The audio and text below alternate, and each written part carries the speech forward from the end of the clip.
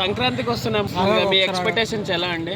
సంక్రాంతి అనేది ఒక మంచి ఫ్యామిలీ ఎంటర్టైనర్ మూవీ అనుకుంటున్నాను. సో వెంకటేష్ గారు 90s వాళ్ళకి చాలా ఫేవరెట్.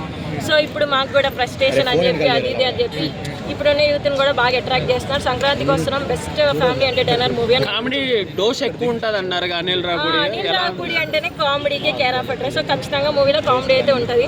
ఆయన పెద్ద పెద్ద యాక్టర్స్తోనే కామెడీ చేయించారు. ఇంకా వెంకటేష్ గారు ఇంకా పెద్ద యాక్టర్, ఇంకా ఈ నుంచి చాలా ఎక్స్పెక్ట్ చేయొచ్చు మనం. సో వెంకటేష్ గారు కొంచెం పంచాయి కట్టి పైకి లేపారు కదా, క్యూట్ అనిపించింది.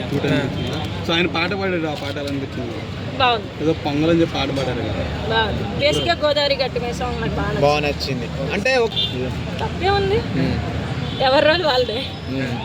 అంటే మళ్ళీ రిపీట్ అయింది. పక్కింట్లో ప్రియురాలు లాగా వంటింట్లో ఆయన రిపీట్ అవుతుంది అనుకుంటున్నారు ఇష్టది నేను అలా ఏం అనుకోవట్లేదు. This one is new concept అని. అంటే ప్రతి సంక్రాంతి వెంకటేష్ గారు వస్తారు. మరి ఈసారి అంటే 2 పెద్ద సినిమాలు ఉన్నాయి, ఆయన సినిమాకి ఏమైనా ఎఫెక్ట్ పడే ఛాన్స్? ఏం ఎఫెక్ట్ పడదు. ఫ్యామిలీ ఎంటర్టైనర్స్ ఫ్యామిలీకి వెళ్తారు, కొంచెం మాస్ కోరుకునే వాళ్ళు బాలేకి వెళ్తారు, ఇంకా ఊరా మాస్ కోరుకునే వాళ్ళు గేమ్ చేంజర్కి వెళ్తారు. మీరే మూవీకి వెళ్తారు? గేమ్ చేంజర్ బడ్జెట్ ఆ రోజు ఆ బడ్జెట్కి ఎలా ఉంటుంది వెళ్ళిపోతుంది. లాస్ట్ ఇయర్ సైన్ దేవత నిరాశపరిచారు వెంకటేష్ గారు. సో ఈసారి హిట్ కొట్టబోతున్నారంట ఖచ్చితంగా. అంటే బజ్ మాత్రం ఎక్కువగా బాలకృష్ణకి రామ్ చరణ్కి కనిపిస్తుంది. ఎవరు మాట్లాడినా బాలకృష్ణ రామ్ చరణ్ గురించి. Why not Venkatesh? ఒకప్పుడు క్రేజ్ ఉన్న ఆయన వెంకటేష్ గారు, ఇప్పుడు ఇంకా ఎక్కువ అయింది. అంటే F2 తర్వాత. మీరు 90s మేడం?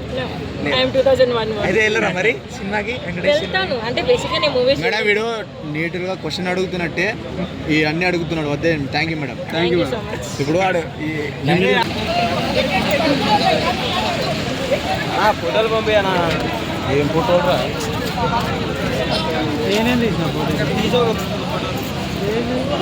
లేదు ఆలోపే సత్యగారు రామన్నాడు కానీ